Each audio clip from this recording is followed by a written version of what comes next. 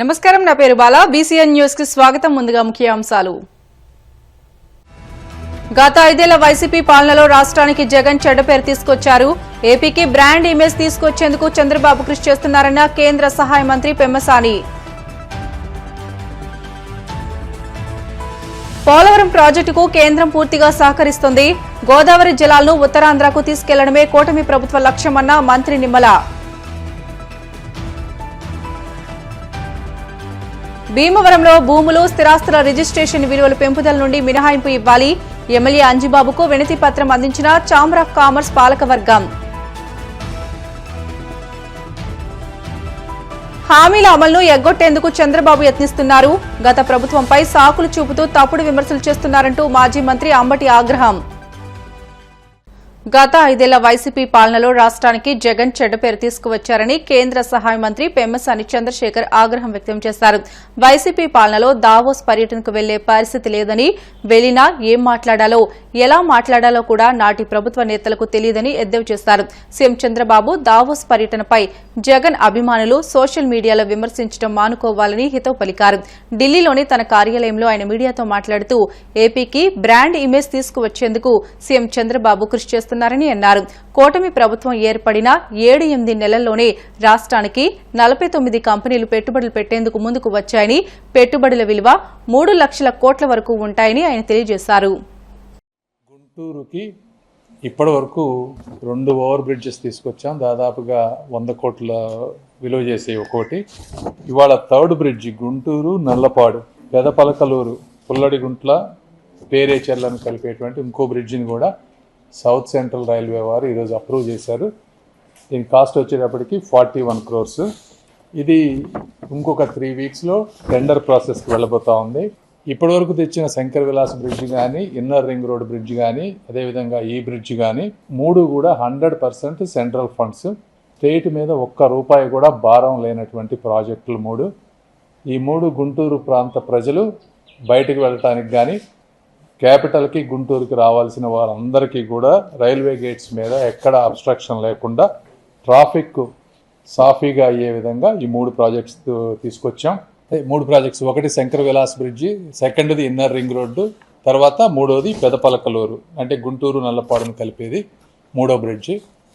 ఇవన్నీ కూడా first 8 months to 1 yearలో తీసుకొస్తే నెక్స్ట్ 2.5 yearsలో వీటిని ఎగ్జిక్యూట్ చేసి వితిన్ ద నెక్స్ట్ 3.5 yearsలో ఇవన్నీ ప్రజలకి చూపించాలనేది నా ఆలోచన. తప్పనిసరిగా కేవలం ప్రాజెక్టులు తీసుకురావడమే కాదు, వీటన్నిటిని దగ్గరగా ఉండి ఎగ్జిక్యూట్ చేసే బాధ్యత కూడా మేము తీసుకుంటామని మీ అందరికీ తెలియజేస్తా ఉన్నాను. దావోస్ పర్యటన ఆ రోజు చంద్రబాబు నాయుడు గారు, అదేవిధంగా నారా లోకేష్ గారు, రాష్ట్ర మంత్రులు అందరూ కూడా దావోస్ వెళ్ళొచ్చారు. దీని మీద నేను అక్కడక్కడ సోషల్ మీడియాలో వేరే వాటిలో కూడా కామెంట్స్ చూస్తూ ఉన్నాను. ఇంటి జగన్మోహన్ రెడ్డి గారి అభిమానులు కానీ, లేకపోతే వేరే విధమైన అక్కడక్కడ చూస్తున్న వాటికి క్లారిటీ ఇవ్వాలి. ఇలాంటివి ఈ దావోస్ పర్యటనలు కానీ ఇంకొకటి ఎందుకు జరుగుతాయంటే వీటికి ఒక నాలెడ్జ్ డెప్త్ ఉండాలి. ఎందుకంటే గత 5 సంవత్సరాల్లో రాష్ట్రానికి బ్యాడ్ ఇమేజ్ నేమ్ తీసుకొచ్చినటువంటి పరిస్థితి. దాని నుంచి ముందుకు వెళ్ళాలి అంటే ఒక బ్రాండ్ బిల్డ్ చేయాలి. ఒక బ్రాండ్ బిల్డ్ చేయాలంటే చంద్రబాబు గారు కష్టపడి ఒక 6 పాలసీస్, ఇండస్ట్రీ ఫ్రెండ్లీ ఉండే విధమైనటువంటి పాలసీలు తీసుకొచ్చారు. మీరు ఒకప్పుడు చంద్రబాబు నాయుడు గారు రాకముందు చూస్తే ఆ రోజుల్లో ఇన్వెస్టర్స్ని ఎలా ఆకర్షించాలనేది చాలామందికి తెలిసేది కాదు. చంద్రబాబు గారు ఏ విధంగా అయితే ప్రోయాక్టివ్గా అప్రోచ్ అయ్యి వీళ్ళందరినీ తీసుకొచ్చి హైదరాబాద్ని డెవలప్ చేశారో, మిగిలిన రాష్ట్ర మంత్రులు కానీ, ముఖ్యమంత్రులు కానీ ఆ విధానాన్ని తెలుసుకొని ఇప్పుడు ఒక కాంపిటేటివ్ ఎన్విరాన్మెంట్ క్రియేట్ అయింది. మన పక్క రాష్ట్రాలు కర్ణాటక కానీ, తమిళనాడు కానీ అందరూ చాలా ప్రోయాక్టివ్గా ఉన్నారు. పాలసీస్ చాలా సింప్లిఫై చేస్తూ ఉన్నారు. ఇలాంటి పరిస్థితుల్లో విడిపోయిన ఆంధ్ర రాష్ట్రానికి కొత్త ప్రాజెక్టులు తీసుకురావాలంటే మామూలుగా కన్నా కూడా ఎక్కువ కష్టపడాల్సినటువంటి పరిస్థితి. అలాంటి పరిస్థితుల్లో ఇబ్బందులు ఉన్నా కూడా చంద్రబాబు గారు, లోకేష్ గారు అర్ధరాత్రులు ప్రయాణాలు చేస్తూ పుట్టినరోజులను కూడా వదిలేసుకొని నిరంతరం కష్టపడుతూ ఈరోజు అక్కడికి వెళ్ళి ఉన్న అందరు సీఈఓలను, అంటే కొన్ని 100 మంది సీఈఓలని అతి తక్కువ టైంలో కలిసి ఒక ఇనిషియల్గా ఈరోజు ప్రభుత్వం మారింది, ఎన్విరాన్మెంట్ మారింది, ఒక పాజిటివ్ అట్మాస్ఫియర్ వచ్చిందని అందరికీ తెలియజేశారు. దీనికంటే ముందే ఎన్నో లక్షల కోట్ల పెట్టుబడి మీరు ఈరోజు చూస్తూ ఉంటే మల్టిపుల్ విధాలుగా తీసుకొచ్చేటువంటి పరిస్థితి. ఇప్పుడు లోకేష్ గారు తీసుకుంటే టీసీఎస్ వారితో కూర్చొని కానీ శ్రీ సిటీలో దాదాపుగా 7,000 మందికి ఎంప్లాయ్మెంట్ వచ్చేటువంటి 11 ప్రాజెక్టులు కానీ, హెచ్సిఎల్ సెకండ్ ఫేజ్ 15,000 ఉద్యోగాలు వచ్చేటువంటి ఫేజ్ కానీ, అదేవిధంగా రిలయన్స్ ఇండస్ట్రీస్, ఆర్సెనల్ మిట్టల్ ఇవి కానీ, ఇట్లా దాదాపు 49 కంపెనీలతోటి వితిన్ 7.5 monthsలో చేయటం. టూరిజంకి వచ్చేటప్పటికి 6 మేజర్ ప్రాజెక్ట్స్. ఆ రోజున మొన్న ఎలక్షన్లో గెలిపించిన విధానం ఏంటంటే నిరుద్యోగ యువత కూటమి ప్రభుత్వం వస్తే వాళ్ళకి ఎంప్లాయ్మెంట్ వస్తుంది అనేటువంటి ఉద్దేశంతో మా కూటమి ప్రభుత్వాన్ని గెలిపించారు. దాని గురించి నిరంతరం కష్టపడుతూ ఉన్నారు. పోలవరం ప్రాజెక్టుకు కేంద్రం పూర్తిగా సహకరిస్తోందని నీటిపారుదల శాఖ మంత్రి నిమ్మల రామానాయుడు తెలిపారు.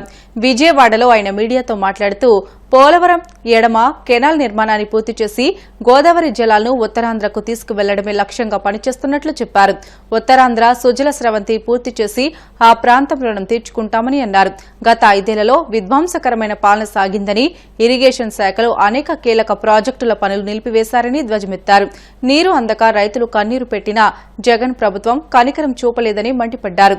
కూటమి ప్రభుత్వం వచ్చాక సీఎం చంద్రబాబు ఆధ్వర్యంలో రూట్ మ్యాప్ ప్రకారం ఇరిగేషన్ ప్రాజెక్టుల పనులు చేపట్టామని తెలిపారు. ఒక్కొక్క ప్రాజెక్టు మీద కూడా గౌరవ ముఖ్యమంత్రి చంద్రబాబు నాయుడు గారు ప్రత్యేకమైనటువంటి దృష్టి పెట్టి ఈ ఆంధ్రప్రదేశ్ రాష్ట్రాన్ని ఒక కరువు రహిత రాష్ట్రంగా మార్చేటువంటి విధంగా చేయాలనేటువంటి తలంపుతో అందులో కూడా పోలవరం ప్రాజెక్ట్ అనేది అత్యంత ప్రాధాన్యతగా మొన్న 2024 ఎన్నికల్లో ఎన్డీఏ ప్రభుత్వం గెలిచిన తర్వాత చంద్రబాబు నాయుడు గారు ప్రమాణ స్వీకారం చేసినటువంటి మొదటి వారంలోనే పోలవరం ప్రాజెక్టుని సందర్శించారని అంటే పోలవరం ప్రాజెక్టుకి ఈ ప్రభుత్వం ఇచ్చేటువంటి ప్రాధాన్యత ఏంటనేది మనకు అందరికీ అర్థమవుతున్నటువంటి పరిస్థితి.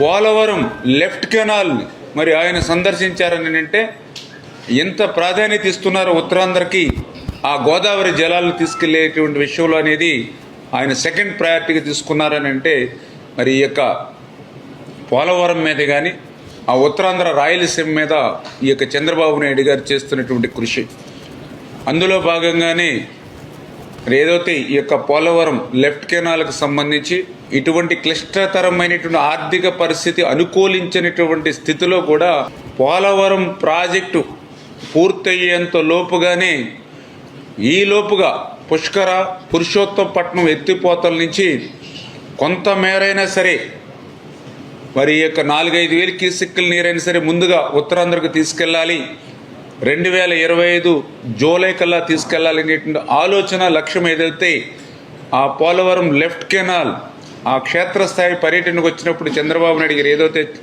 చెప్పారో లక్ష్యం నిర్దేశించారో ఆ లక్ష్యాన్ని అందుకునేటువంటి విధంగా ఆ యొక్క ఉత్తరాంధ్రకు రేపు 2025 జూలైకి నీరు తీసుకెళ్లేటువంటి విధంగా ఆయన లక్ష్యానికి అనుగుణంగా పనిచేయాలనేటువంటి తలంపుతోటి ఆ సంబంధితమైనటువంటి అధికారులతోటి కూడా మరి మా డిపార్ట్మెంట్ నుంచి ఇప్పుడే ఒక రివ్యూ సమావేశం సమీక్ష కూడా చెప్పడం జరిగింది.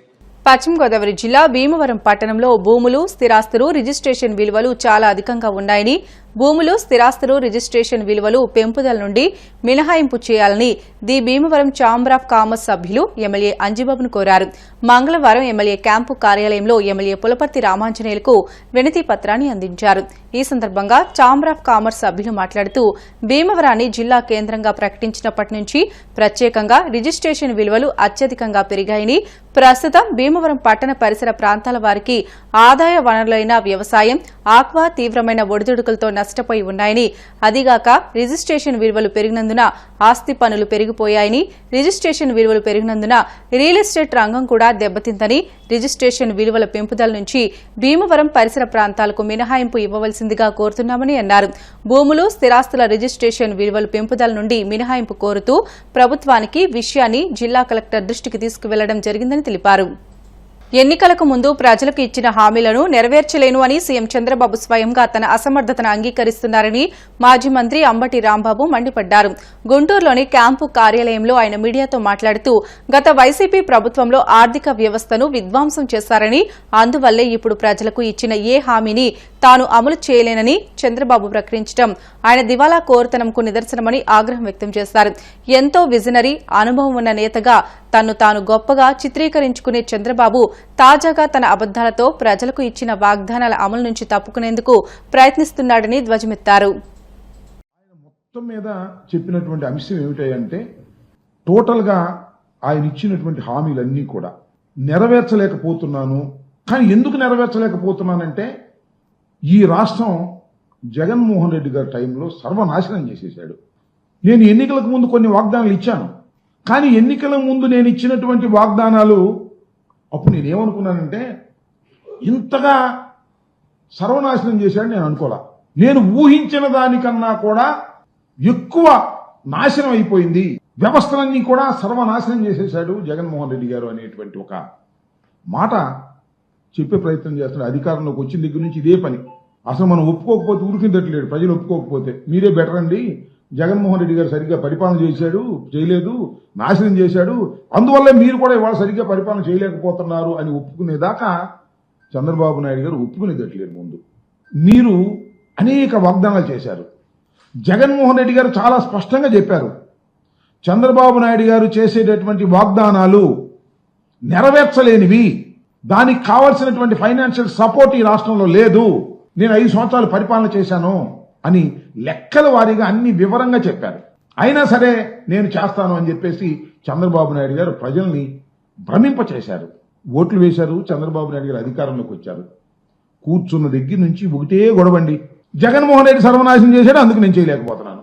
మీరు ముఖ్యమంత్రి కాకముందు ఎన్నికల ప్రచారంలో ఏం చెప్పారంటే మీరు అందరూ ఒకసారి గుర్తుపెట్టుకోండి, జగన్మోహన్ రెడ్డి గారు 14 లక్షల కోట్ల రూపాయలు అప్పు చేశాడు, ఊదరగొట్టాడు. ఎన్నికలు అయిపోయాయి. ఆయన అదృష్టమో రాష్ట్ర ప్రజల దురదృష్టమో కూటమి ప్రభుత్వం అధికారంలోకి వచ్చింది. ఎన్నండి లెక్కలు తేల్చింది మీరు? ఎంత వచ్చాయి? లెక్కలేసి రాస్తే 6,46,537 కోట్లు తేల్చారండి ప్రభుత్వం. వారి లెక్కల ప్రకారమే అవి ఇవి లేనిపోయి అన్ని కలిపేదో 9 లక్షల కోట్లు అని చెబుతున్నారు, కానీ వాస్తవానికి 6,46,537 కోట్లు మాత్రమే జగన్మోహన్ రెడ్డి గారి కాలం వరకు జరిగినటువంటి అప్పు అని ఖచ్చితంగా బడ్జెట్ పేపర్స్ లో తేలింది. నారా లోకేష్ ను డిప్యూటీ సీఎం చేయాలని అడగడానికి మేమెవరమంటూ స్పీకర్ అయ్యన్న పాత్రుడు చేసిన వ్యాఖ్యలు ఇప్పుడు హాట్ టాపిక్ గా మారాయి. లోకేష్ ను డిప్యూటీ సీఎం చేయాలని తామిలా అడుగుతామని, ఆ విషయాన్ని ప్రజలే నిర్ణయించాలని అన్నారు. విశాఖలో జరుగుతున్న పర్యాటక శాఖ పెట్టుబడుల సదస్సులో పాల్గొన్న ఆయన ఈ మేరకు లోకేష్ కు డిప్యూటీ సీఎం డిమాండ్లపై అనూహ్యంగా స్పందించారు. దీంతో అయ్యన్న వ్యాఖ్యలు టీడీపీలో చర్చకు దారితీశాయి. టూరిజం మినిస్టర్ గారు, టూరిజం సెక్రటరీ గారు అందరూ కూడా ఈ సమావేశం ఏర్పాటు చూశారు. చాలా సంతోషం. ఏ ప్రాంతం అయినా అభివృద్ధి చెందాలంటే టూరిజం డెవలప్ చేసినప్పుడే అభివృద్ధి చెందుతుంది, అన్ని రంగాల్లో కూడా అభివృద్ధి చెందుతుందన్న విషయం అందరికీ తెలుసు. అయితే విశాఖపట్నంలో టూరిజం డెవలప్ చేయడానికి చాలా అవకాశాలు ఉన్నాయి. శ్రీకాకుళం జిల్లా నుంచి మొత్తం ఇన్ని అవకాశాలు ఉన్నా గత 5 సంవత్సరాలు టూరిజం పూర్తిగా సర్వనాశనం అయిపోయింది. చేసింది ఏమీ లేదు. మనకి చాలా అవకాశాలు ఉన్నాయి, వనరులు ఉన్నాయి, దాన్ని ఉపయోగించుకోవాల్సిన అవసరం ఉంది. ఈ మీటింగ్ ఆగకుండా రాబోయే 5 సంవత్సరాలు కూడా టూరిజం డెవలప్ చేయడానికి ప్రయత్నం చేయవలసిన అవసరం ఉంది. అందుకే నేను మాట్లాడినప్పుడు కూడా దీన్ని పాజిటివ్ థింకింగ్ ఉండాలి. ఎంతసేపు అప్లికేషన్ పెడుతున్నారు, ఇన్వెస్టర్స్ వస్తున్నారు, దాన్ని కొరీలు వేస్తున్నారు. అలా కాకుండా ఎస్ఆర్ నో అప్లికేషన్ పెట్టిన తర్వాత విత్ ఇన్ షార్ట్ టైమ్ లో ఎస్ఆర్ నో చెప్తే టూరిజం డెవలప్ అవుతుంది. టెంపుల్ టూరిజం ఉంది, అవసరమైన బీచ్ ఉంది, తర్వాత స్పోర్ట్స్ టూరిజం కూడా డెవలప్ చేయొచ్చు. మంచి ట్రైబల్ ఏరియా ఉంది, బ్యూటిఫుల్ ఏరియా ఉంది.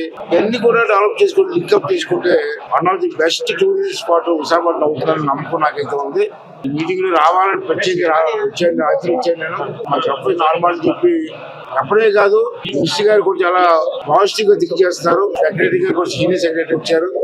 మేమందరం కలిసి విశాఖపట్నాన్ని ఒక టూరిజం హబ్ గా, ఒక టూరిజం స్పాట్ గా డెవలప్ చేయడం కోసం సాయశక్తితో కృషి చేస్తాం. అలాగే మీ మీడియా వాళ్ళు కూడా, మీడియా కూడా అవసరం, ఏదైనా గురించి చదవడానికి మీడియా కూడా అవసరం, ప్రచారం అవసరం. మీరు కూడా విశాఖపట్నం తాలూకు అందచందాలని, అరకు వ్యాలీ తాలూకు అందచందాలని, మనకున్న అవకాశాలని ప్రజలకు చెప్పి మన ప్రాంతాన్ని అభివృద్ధి చేయడం కోసం మీరు కూడా మీకు సహాయం చేయమని చెప్పి మీ అందరికీ కోరుకున్నాం.